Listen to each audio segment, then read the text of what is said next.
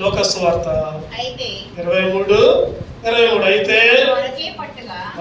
వారు ఒకే పట్టుగా పెద్ద కేకలు వేసి వీరిని సిలువ వేయమని అడుగుగా వారి కేకలే గెలిచెను. సిలువ వేయబడిన రోజు వారి కేకలే గెలిచి, అంతకుముందేమో పోయిన ఆదివారం చెప్పుకున్నాం మనం ఏమని చెప్పండి, దావీదు కుమారునికి జయము, దావీదు కుమారునికి జయము, జయము, జయమని కేకలు వేశారు. కానీ ఇప్పుడేమో సిలువ వేయండి, సిలువ వేయండి, సిలువ వేయండి అని కేకలు వేశారు. 7 మాటలు చాలా చక్కగా చెప్పారు. మనం ఆరాధన కూడా చేసుకుందాం, 500 ఆరాధన చేసుకుందాం. ఈ 7 మాటలు ఏమర్థం వస్తాయో మనం క్లుప్తంగా చేసుకుందాం. మొదటి మాట లోకాసు వార్త 23:34. చదవండి ఒకరుగా. యేసు తండ్రి మీరేమి చేయుచున్నారో మీరెరుగరు కనుక వీరిని. ఈ మాటకు అర్థం ఏంటంటే, ఈ మాటకి దేవుని హృదయం క్షమించే హృదయం. ఆయన క్షమించే హృదయాన్ని కలిగి ఉన్నాడు. ఈరోజు నువ్వు నేను కూడా ప్రతి ఒక్కరిని కూడా క్షమించే హృదయం కలిగి ఉండాలి. ఈ 7 మాటలు మనం కూడా ఈ 7 మాటలు కలిగి ఉండాలి. యేసుక్రీస్తు క్షమించే హృదయం కలిగిన వాడు కాబట్టి నువ్వు నేను కూడా క్షమించే హృదయాన్ని కలిగి ఉండాలి. యెషయా గ్రంథం 53:12 ఆల్రెడీ కొంతమంది చెప్పారు, ప్రవచన వాక్యాలు కూడా చదివించారు. దీనికి కూడా ప్రవచన వాక్యం యెషయా గ్రంథం 53:12 రాయబడుతుంది. చదవడామన్నా, గొప్పవారితో నేను పాలు పంచిపెట్టను, కనులతో కలిసి అతను కొలసము విభాగించుకును, ఏలైనగా మరణము నొందినట్లు అతను తన ప్రాణము దారిపోసెను.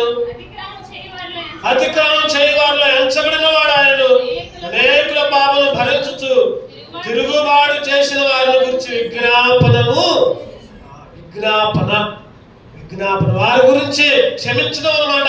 విజ్ఞాపన చేశాడు, అయ్యా వాళ్ళకి క్షమించయ్యా, ముందుగానే రాయబడింది. మొదటిగా ఎటువంటి హృదయం అంటే చెప్పండి, క్షమించే హృదయం. చెప్పాలందరూ చెప్పాలి. మొదటి మాట క్షమించే హృదయం. లోకాసు వార్త 23:43. రెండో మాట చూద్దారండి. లోకాసు వార్త 23:43. అందుకు ఆయన వారితో, నేడు నీవు నాతో కూడా పరదేశంలో ఉందని నిశ్చయముగా చెప్పుచున్నాను. ఈ మాట మొదటి మాట క్షమించే హృదయం అయితే, రెండో మాట బాధ్యత కలిగిన హృదయం. బాధ్యత కలిగిన హృదయం అంటే ఈరోజు నువ్వు నేను కూడా బాధ్యత కలిగి ఉండాలి. మన కుటుంబం పట్ల, భర్త, భార్య, పిల్లలు, తల్లిదండ్రులు, బంధువులు, ముఖ్యంగా సంఘం, సేవకుడు, విశ్వాసులు, మందిర పరిచర్య, ప్రతిదీ కూడా ఒక బాధ్యత కలిగిన హృదయంగా ఉండాలి. యేసుక్రీస్తు రెండో మాట ఒక బాధ్యతతో చేర్చుకునే హృదయం. ఒక మాట చెప్పాలంటే ఏంటిది ఈ హృదయం అంటే చేర్చుకునే హృదయం. అంటే దొంగను కూడా, పాపిని కూడా, దుర్మార్గుని కూడా ఈరోజు మనకు ఒక వ్యతిరేకంగా ఉన్న మాటలు మాట్లాడితే వాళ్ళని క్షమించలేము, వాళ్ళతో మాట్లాడలేము, వాళ్ళని చూడలేము. కానీ ఈ రెండో మాట ద్వారా ఏం నేర్చుకోవాలంటే క్షమించాలి, చేర్చుకోవాలి. వాళ్ళని తప్పు చేసినా సరే. ఈరోజు చాలా మంది చేర్చుకునే హృదయం లేకుండా ఉంటున్నారు. చేర్చుకునే హృదయం కలిగిన వాళ్ళగా ఉండాలి. మూడో మాట కూడా చూద్దామండి. మూడో మాట యోహాను సువార్త 19:26. యోహాను సువార్త 19. యేసు తన తల్లిని తాను ప్రేమించిన శిష్యుని దగ్గర చూచామా, ఇదిగో నీ కుమారుడిని తల్లితో చెప్పిన శిష్యుడితో, ఇదిగో నీ తల్లిని. ఇది కూడా మూడవ మాట కూడా. రెండవది చేర్చుకునే హృదయం అయితే, మూడవది బాధ్యత కలిగిన హృదయం. బాధ్యత కలిగిన తల్లి, తండ్రి, అన్నదమ్ములు, అక్కచెల్లెళ్ళు, ప్రతి ఒక్కరి మీద ఒక బాధ్యత కలిగి ఉండాలి. మూడో మాట. ఇవి కూడా ప్రవచనాల్లో రాయబడ్డాయి. ఇవి కూడా చూద్దాం. 4వ మాట కూడా చూద్దాం. క్లుప్తంగా ముగించుకున్నాం. మత్తయి సువార్త 27:46. ఈ ఒక్కొక్క మాట చెప్పి నేను ముగిస్తా, మళ్ళీ ఎక్కువ సమయం తీసుకోను. మత్తయి సువార్త 27. మత్తయి సువార్త 27:46. ఇంచుమించు 3 గంటలప్పుడు యేసు ఏలీ ఏలీ లామా సబక్తాని బిగ్గరగా కేకేసి, నా మాటకు నా దేవా నన్నెందుకు. 4వ మాట ఏం చూసిస్తుందంటే తండ్రిని హత్తుకునే హృదయం. తండ్రిని నా దేవా నన్ను ఎందుకు చేయి విడిచావయ్యా అంటే తండ్రిని విడిచిపెట్టకుండా హత్తుకునే హృదయం. ఈరోజు నువ్వు నేను కూడా దేవుణ్ణి హత్తుకునే హృదయం కలిగిన వాళ్ళగా ఉండాలి. దేవుణ్ణి హత్తుకునే ఒక్కొక్క మాట ఒక్కొక్క హృదయాన్ని సూచిస్తామండి. ఆ 7 హృదయాలు నువ్వు నేను కలిగి ఉండాలి. తండ్రిని హత్తుకునే హృదయం, మందిరాన్ని హత్తుకునే హృదయం, బైబిల్ వాక్యాన్ని అంటుకునే హృదయం. 5వ మాటగా చదవండి. 19:28. అటు తర్వాత సమస్తమును అప్పటికి సమస్తమైనదని యేసుకి లేఖనము నెరవేరినట్లు నేను దప్పికొనుచున్నాను. ఇదే హృదయం అంటే ఆత్మలను చేర్చుకునే, ఆత్మల దాహం తీర్చుకునే హృదయం. ఆత్మల దాహం కలిగి ఉండాలి. ఎప్పటికప్పుడు దాహం కలిగి ఉండాలి. దేని కొరకు అంటే ఈ లోకం కొరకు కాదు, లోక ఆశల కొరకు కాదు, లోక ఉద్దేశాల కొరకు కాదు. అన్యులైనా యేసును అంగీకరించిన బిడ్డల్ని మనం స్వార్థ చెప్పి చేర్చుకోవాలి, దగ్గర తీసుకోవాలి. వాళ్ళ కొరకు దాహం కలిగి ఉండాలి. వాళ్ళని మందిరంలోకి రప్పించడానికి, దేవుని అంగీకరించడానికి, వాళ్ళకి యేసుక్రీస్తు స్వార్థ చెప్పడానికి దాహం కలిగి ఉండే హృదయముగా కలిగి ఉండాలి. 5వ మాటగా 6వ మాట కూడా చూస్తారండి. 6వ మాట యోహాను సువార్త 19:30. యోహాను సువార్త 19:30. యేసు ఆచరణకు పుచ్చుకొని సమాప్తమైనదని చెప్పి సమాప్తమైనని చెప్పి తన ఆత్మను అప్పగించను.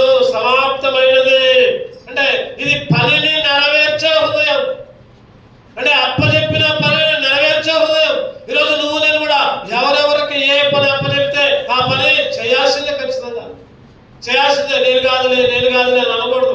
ఒకవేళ ఎవరికైనా ఏదైనా ఒక మాట అప్పచెప్పి లేకపోతే ఒక ప్రార్థన చేయమని చెప్పి ఇంకేదైనా చెప్పినప్పుడు ఖచ్చితంగా ముందుకు రావడమే, ఒక పేరు చేతి ముందుకు రావడమే, నేను కాదని తప్పించుకోకూడదు. అంటే పనిని నెరవేర్చే హృదయం. ఏ పనైనా సరే, పాటలు పాడటమైనా, వాక్యం చదవడమైనా, లేదా వాక్యం చెప్పడమైనా, లేదా పని చేయడమైనా, మందిరంలో పనులైనా, వంటలైనా, లేకపోతే శుభ్రమైనా, ఏదైనా సరే అది నీ పని కాదు, నా పని కాదు, మన కుటుంబ పని అంతకంటే కాదు. ఎవరి పని అది? చెప్పడం దేవుని పని. దేవుని పనిని నెరవేర్చే వాళ్ళంగా ఉండాలి. యేసుక్రీస్తు తండ్రి తనకు అప్పచెప్పిన పని అంతా కూడా నెరవేర్చాడు.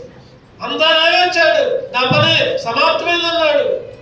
అటువంటి హృదయం కలిగిన వాళ్ళగా ఉండాలి. చివరిగా 7వది చివరిగా లోకస్వార్త 23:46. లోకస్వార్త 23:46. అప్పుడు యేసు గొప్ప శబ్దంతో కేకవేసి, తండ్రి నీ చేతికి నా ఆత్మను అప్పగించుకొనుచున్నాను. తండ్రి చేతికి ఆత్మని అప్పగించుకునే హృదయం. ఏ హృదయం అంటే చెప్పండి, ఏ హృదయం? తండ్రి చేతికి ఆత్మను అప్పగించుకునే హృదయం. ఈరోజు మనుషులకు కాదు అప్పగించుకునేది, లేకపోతే రాజులకు కాదు, లేకపోతే ఇంకెవరికో కాదు, దేవునికి అప్పచెప్పుకోవాలి. ఎక్కడ ఉన్నా సరే దేవునికి మనమే అప్పచెప్పుకోవాలి. మనమే ప్రభువా, నేను ఏ పని చేసినా ప్రభు నీ చిత్త ప్రకారం నీకు ఘనత, నీకు మహిమ. ఆయన పని చేసేవారు. ఆయనకి ఆత్మను అప్పచెప్పు. ఆయన ఆత్మ అప్పచెప్పుకుంటే ఆయన జరిగిస్తాడు మొత్తం కార్యం. ఆయనే ప్రతి కార్యం జరిగిస్తాడు. ఎందుకంటే రాత్రి కొద్దిగా సేవకులు అందరం కలిసి కొద్దిగా ఒక మాట చెప్తానండి. ఎందుకని చెప్తున్నానంటే దేవునికి అప్పచెప్పుకుందాం. మేము రాత్రి జానకర్ గారి బర్త్డే సందర్భంగా వచ్చాం. మేము ఒక 5-6 సేవకులు వచ్చాం. మేము ప్రార్థన చేస్తాం అని చెప్పాను. నేనే చెప్పాను, ఎవరు ప్రార్థన వద్దులే, ఏమవుతులే, ఎక్కడ అది అన్నా. కానీ నేనైతే ఖచ్చితంగా చెప్పాను, మేము ప్రార్థన చేస్తాం అని చెప్పడం జరిగింది. మీరు ఎట్లా ప్రార్థన చేస్తారు, ఎక్కడ చేస్తారు, ఈ ప్రదేశంలో ఎట్లా చేస్తారు అని కొంతమంది రకరకాలుగా అన్నారు. అయినా కానీ స్టేజ్ మీదకి పోయిను. ఎవరైతే వద్దన్నారో వాళ్ళే ప్రార్థన చేయండి అన్నారు. సార్ కూడా ప్రార్థన చేయడానికి తలంచుకొని ప్రార్థన చేయించుకున్నారు. ఎందుకంటే ఈ మాట ఎందుకు చెబుతున్నానంటే, మనం ఎక్కడ ఉన్నా సరే, ఏ ప్రదేశంలో ఉన్నా సరే, ఎక్కడ దేవునికి వ్యతిరేకమైన ప్రదేశమైనా సరే, ఎప్పుడైతే మనం దేవునికి అప్పచెప్పుకుంటామో దేవుడు ఖచ్చితంగా మన పక్షాన మనం ఏదైతే అనుకుంటామో, ఏదైతే చేయాలని తలంపు కలిగి ఉంటుందో, ఏదైతే మన ఉద్దేశాలు ఉన్నాయో, మన ఉద్దేశాలన్నీ కూడా దేవుడు నెరవేరుస్తాడు. ఖచ్చితంగా దేవునికి మహిమ కలిగేటట్టు, ఏదైనా సరే మన కోసం కాదు, మన గొప్ప కాదు, దేవునికి మహిమ కలిగేటట్టు దేవుడే మనల్ని ఒక సాధనములుగా ఎంచుకుంటాడు. అందుకనే ఆత్మని ఏం చేయాలి చెప్పండి, మనం దేవునికి అప్పచెప్పుకోవాలి. ఏ పని చేసినా, ఎక్కడికి పోయినా, నా ఆత్మనికి అప్పచెప్పుకోవాలి. మర్చిపోతున్నా. చెడులోకి వెళ్ళకుండా, చెడు సహవాసంలోకి వెళ్ళకుండా, చెడు తలంపులు లేకుండా ప్రభా నువ్వే నడిపించు. 7 మాటలు 7 అర్థాలు చెప్పండి. ఒకటో మాట క్షమించే హృదయం. రెండో మాట చేర్చుకునే హృదయం. మూడో మాట బాధ్యత కలిగిన.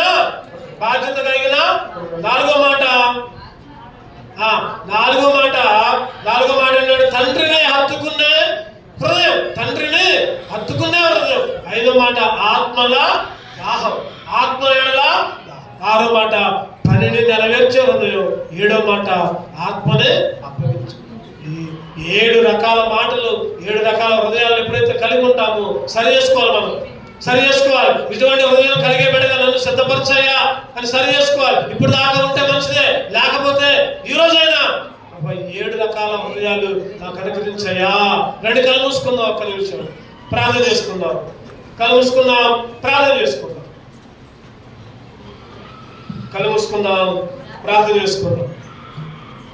ఒక్క నిమిషం మనమే సరి చేసుకుందాం.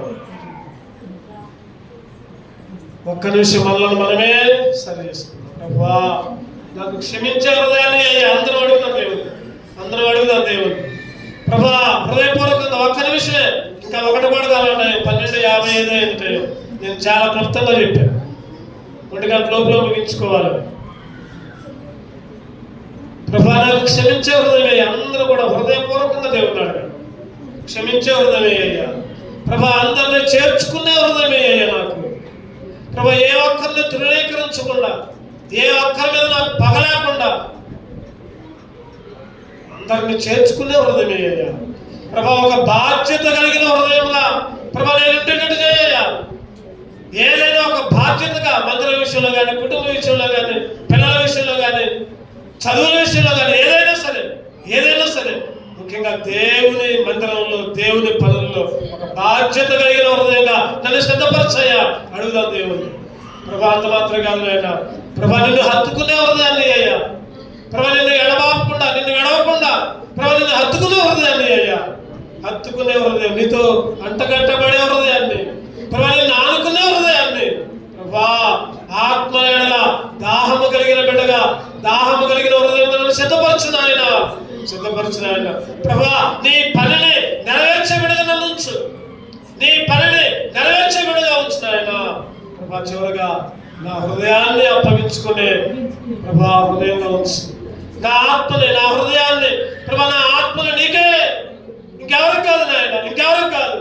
గుడ్ ఫ్రైడే రోజు ప్రభా నాలో ఈ 7 అంతల ఆత్మల గురించి. నేను మనిషిని అయ్యా ప్రభా. మనుషుల స్వభావం నాకు ఎన్నోసార్లు తప్పిపోతున్నాను ఆయన ప్రభా. తప్పిపోకుండా మీరే సరైన దారిలో నడుపుతున్నాండి ప్రభా. కొట్టండి, గద్దిస్తున్నాండి, హెచ్చరిస్తున్నాండి, బుద్ధి చెబుతున్నాండి. అడుగుదాం, అందరం హృదయపూర్వకంగా అడుగుదాం ప్రభా. హెచ్చరించిన ఆయన గద్దించి బుద్ధి చెప్పు. ఎక్కడైతే త్రోవ తప్పానో ప్రభా, నా త్రోవని సరళం చేయి. నా త్రోవను సరళం చేయి. 7 అంతల ఆత్మని అనుగ్రహించిన ఆయన.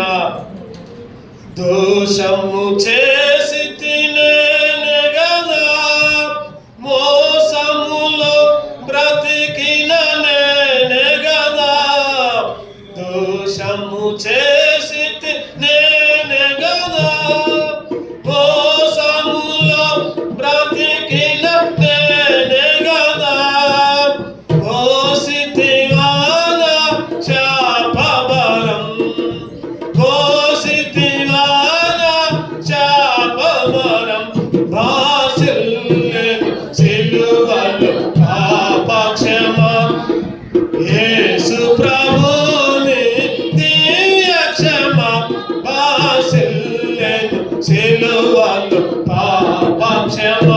ప్రార్థన చేసుకుందాం. ప్రేమ తండ్రి, కృపగల దేవా, గొప్ప దేవా, సర్వోన్నతుడా, సర్వశక్తిమంతుడా, నీ ఘనమైన పాదాలకి వేలాది వందములయ్యా స్తోత్రాలు. ఈ మధ్యాహ్న కాల సమయంలో ఈ గుడ్ ఫ్రైడే రోజు ప్రభా నీ మందిరంలో చేరి ప్రభా నీ శిలువ కార్యాలను తలుచుకునే భాగ్యం ఇచ్చావు. దేవుని ఆరాధన చేసే పిల్లగా మమ్మల్ని అందరూ ఉంచాము. ఆరాధనలన్నీ ఇంపైన శ్వాసను ఆక్రమించినందుకే వందనాలు. ఎన్నో పాటల్లో తోడుగా ఉన్నారు ప్రభా. నీ బిడ్డలు ప్రభా నీ ప్రేరేపించిన కొలది ప్రభా చక్కగా 7 మాటల గురించి వివరించారు నాయన. ఇంకా మంచిగా ప్రభా వారిని సిద్ధపరుస్తున్నారండి ప్రభా. నీ వాక్యంలో వాడబడే విడలుగా, నీ వాక్యాన్ని ప్రకటించే విడలుగా సిద్ధపరుస్తున్నారండి ఆయన. ఇంకా లోపాలను గుర్తెరుగుతున్నారండి, సరి చేస్తున్నారండి ఆయన. చివరిగా 7 మాటలు 7 హృదయాల గురించి ధ్యానం చేశారు. ఆ 7 హృదయాలు ప్రభా మాకు అనుగ్రహిస్తున్నాడు, మాకు అనుగ్రహిస్తున్నాడు ప్రభా. ఈ లోకంలో ఉంటున్నాం ఆయన, లోక మాయల్లో ఉంటున్నాం, లోక తలంపులు, లోక ఆలోచనలు ఆయన. మమ్మల్ని క్షమిస్తున్నాడు ఆయన. మా కొరకు ఎన్ని బాధలు పడ్డావు, మా కొరకు ఎంతో చిత్రవేదన అనుభవించావు. అవును ప్రభా, అది నా కొరకే నాయన, నా కొరకే ప్రభా. సహాయపడుతున్నాడు. నువ్వు మరణం నుంచి తిరిగి లేచావు నాయన ప్రభా. నీలో శాశ్వతంగా ఉండే భాగ్యం అనిపిస్తున్నాడు. వచ్చిన ప్రతి బిడ్డని, ప్రతి కుటుంబాన్ని దీవిస్తున్నాడు ఆయన, ఆశీర్వదిస్తున్నాడు. ప్రతి సండే స్కూల్ బిడ్డను కూడా దీవిస్తున్నాడు. చిన్నపిల్లలను జ్ఞాపకం చేసుకోండి, యవనస్తులను జ్ఞాపకం చేసుకోండి, వృద్ధులను జ్ఞాపకం చేసుకోండి ప్రభా. ఈ ఎండ వేడికి తట్టుకోలేక అయినప్పటికీ కూడా నీ మందిరంలో చేరి ప్రభా నిన్ను కనపరచడానికి, నీ మాట్లాడటానికి మీరు ఇచ్చిన ధర్మాలకై మనోలు తెలియజేసుకుంటున్నాం ప్రభా. ఈస్టర్ రోజు కూడా మాకు తోడుగా ఉంటుండండి, ఆదివారం ఆరాధనలో తోడుగా ఉంటుండండి, ప్రతి పనిలో కూడా తోడుగా ఉంటుండండి. సమస్తం కూడా మీకే అప్పచెప్పుకుంటున్నాం, కృప చూపుతున్నామని. చివరగా ప్రభా మమ్మల్ని మీకే అర్పించుకుంటూ యేసుక్రీస్తు పరిశుద్ధులను ప్రార్థించి వేడుకొంచున్నాము తండ్రి. ఆమేన్. మన తండ్రి అయిన దేవుని ప్రేమ, కుమారుడైన యేసుక్రీస్తు కృప, పరిశుద్ధాత్మ యొక్క అనేక సహవాసము కూడిన మనందరికీ, మన కుటుంబాలకి సదాకాలం తోడుగా ఉండి నడిపించును గాక. ఆమేన్.